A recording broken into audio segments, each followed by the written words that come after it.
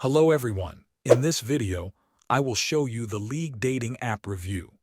The League is not like regular dating apps where you can sign up and start swiping right away. It uses an application process where users must submit details such as education, work experience, and sometimes a linked professional profile. The goal is to create a community of active professionals who are focused on career and long-term relationships.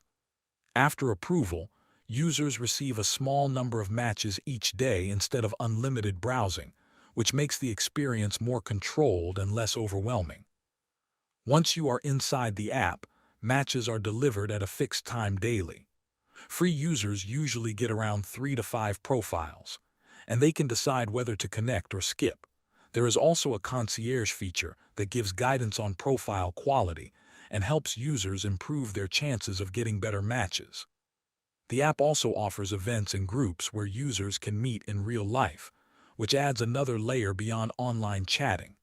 Many users appreciate the focus on quality and the effort to reduce fake accounts or casual users.